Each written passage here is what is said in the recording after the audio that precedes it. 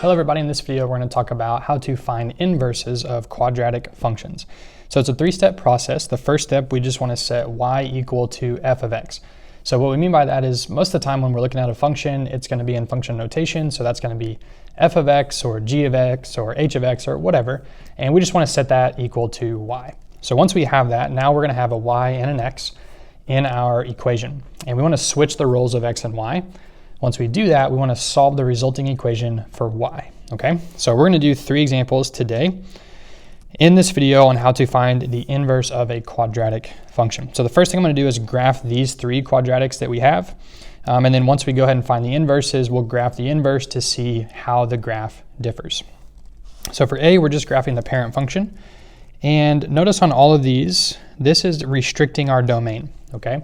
Because when we find the inverse of our quadratic, we're going to see that in order for our inverse to still be a function, we have to restrict the domain to be only x is greater than or equal to 0. So basically, when we graph these, it's going to be a parabola, and we only want the right side of our parabola. And we'll see why in just a minute.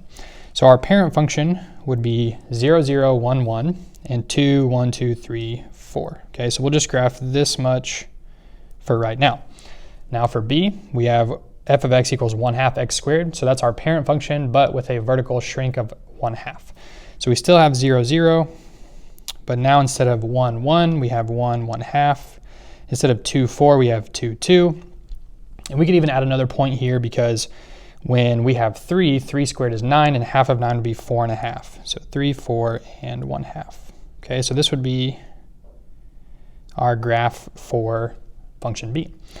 And for C, we have f of x equals 4x squared plus 1. So this is taking our x squared parent function and vertically stretching it by a factor of 4 and then moving it up 1. So we still have our point on the origin, and our parent function would have a point at 1, 1. So if we multiply that by 4, that's going to be at 1, 1, 2, 3, 4. And then we would move that up 1 unit. Okay, so we're just going to graph these 2 points for this function. Okay, so what we've done so far is we have graphed the quadratic, right? Or at least the half of the quadratic that we want to find the inverse of. Now we're going to switch over to a navy blue color. We're going to solve and find the actual equation for the inverse, and then we're going to graph it to see how the graph changed. All right, so for A, we want to set this equal to y equals x squared. And now we want to switch the roles of x and y. And now we're going to solve for y. So here we're going to get y equals the square root of x. And now, since we introduced the square root, technically that's positive and negative square root of x.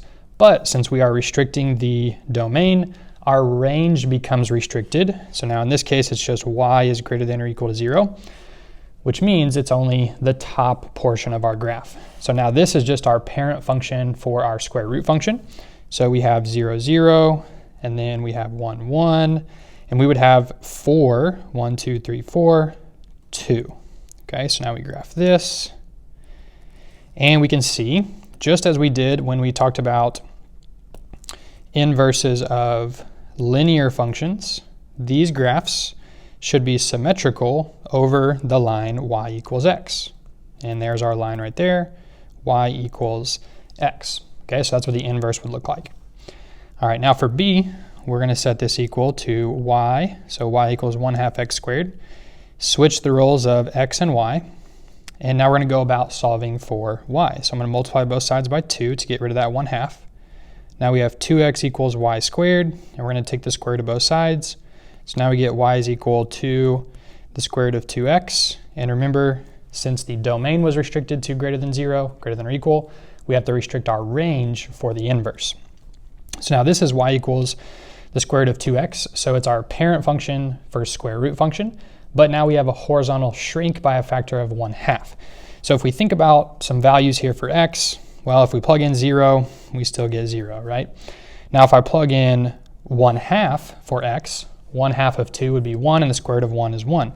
So this is 1/2, comma 1. And now if we plug in, let's say, if we plug in 2 for x, now we get 2 times 2, which is 4. And the square root of 4 is 2. So we have 2, comma 2. Okay. Now let's think about our next perfect square would be 9, right? So to get to 9, if we multiply by 2, we need 4.5. So 4.5 times 2 would be 9.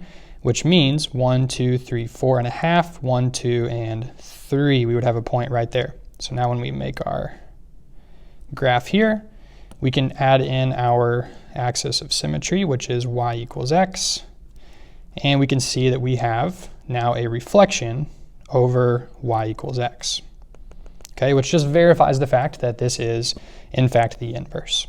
Okay, now for the last example, we're going to set this equal to y, so y equals 4x squared plus 1, and now we're going to switch the roles of x and y. So x equals 4y squared plus 1, and now we're going to solve for y. So x minus y equals 4y squared.